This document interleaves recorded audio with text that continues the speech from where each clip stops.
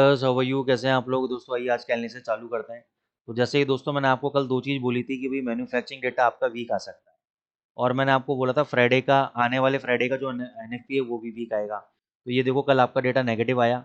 उसके अलावा कल जॉब्स जॉब ओपनिंग डेटा था, ये भी नेगेटिव आया आपका। तो डॉलर में इतना इम्पैक्ट देखने को क्यों नहीं मिला? क्योंकि अभी तक जो टॉक ऑफ द टाउन है वो है टैरिफ का मैटर। तो टैरिफ में जो भी स्टेटमेंट आएगी, अब क्या स्टेटमेंट आएगी, चांसेस तो हैं कि टैरिफ बढ़ाएंगे, डेफिनेटली कोई नरमी नहीं बरतेंगे। तो अगर इन्होंने कोई भी नरमी नहीं बरती ट्रम्प सामने, तो डॉलर इंडेक्स आपका $106 हो जाएगा। अगर इन्होंने नरमी बरत ली, फिर मार्केट देखेगा डेटास को, क्या डेटा तो वीक है, तो उसको नीचे गिराओ, उसको ऊपर लेके मत जाओ। तो ये डॉलर इंडेक्स के अंदर वीकनेस को लेकर आ जाएंगे। लेकिन जब तक ये टैरिफ का सिचुएशन हॉट टॉपिक जो बना हुआ है, ये इसको ऊपर की तरफ ही खींचेगा, नीचे की तरफ नहीं खींचेगा as of now.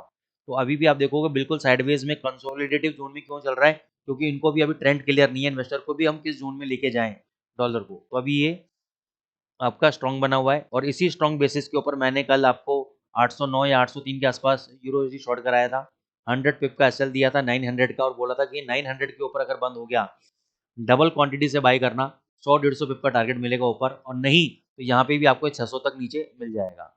GBP USD पे आते हैं, 2921 पे शॉर्ट कराया था, लो लगाया 2879, मोटा मोटा 40 पिप का आपको प्रॉफिट दिया।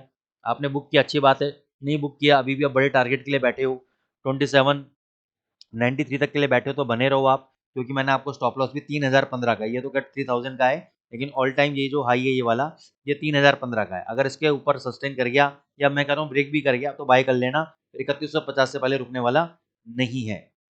ठीक है, यूएसडी सीएचएफ दोस्तों मेरा बाय चल रहा है, आप चाहो तो कर लो बाय, वैसे बाय बनता है इसके हाई के ऊपर ही, लेकिन कोई बात नहीं। 8750 का एसएल लेके आप चाहो तो अभी बाय कर सकते हो। 89 और 8950 का टारगेट है आपके। उसके बाद हम आएंगे गोल्ड के ऊपर। गोल्ड पे मैंने आपको कल बोला था 3141 3142 के आसपास आपको शॉर्ट पोजीशन क्रिएट करनी है गोल्ड के अंदर। लेकिन ये कल इतना हाई नहीं गया, 39 तक गया, 2-3 पॉइंट से हमारा सौदा रह गया। और कल देखो सुबह ये आया भी था कितना, 3100 डॉलर तक आया था शाम को, और आज सुबह वापस 3135 गया है।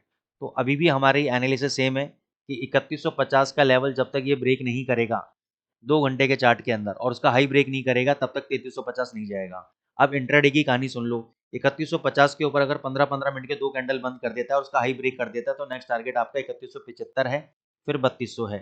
जब तक 3150 नहीं तोड़ता है, नीचे 3100 को रीटेस्ट करने नीचे आ सकता है। 3100 तोड़ के 3040 को अप्रोच करेगा। ठीक है ना। तो सारी कहानी अभी जो है टैरिफ के ऊपर है। दूसरा, ग्लोबल जो अभी वापस से लड़ाइयाँ चालू हो गई हैं एक कंट्री से दूसरी, रशिया यूक्रेन के बीच में जो चल रहा है, वो वापस से पुतिन ने उसमें आग लगाई है, दोबारा से उन्होंने गहरी की है लड़ाइयों को।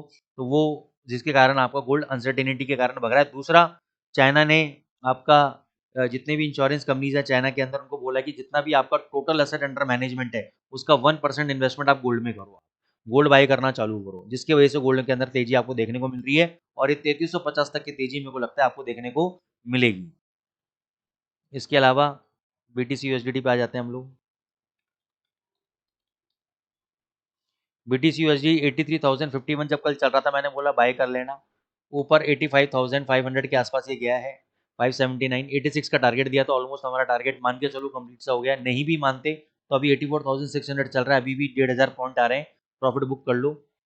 फिर मैंने बोला था 86,500 और 87,000 के आसपास आपको सेल करना है, तो 87,000 के आसपास जाए तो वहाँ पे सेल करना, 90,000 का एसएल रखना। तो ये रणनीति रहेगी बीटीसी के अंदर। आई होप आपको जबरदस्त प्रॉफिट बीटीसी के अंदर, गोल्ड के अंदर और सारी करेंसी पेयर्स के अंदर देखने को मिल रहे होंगे आपको। तो ऐसे ही हमारे एनालिसिस का फॉलो करें, लाइक करें। Thank you so much.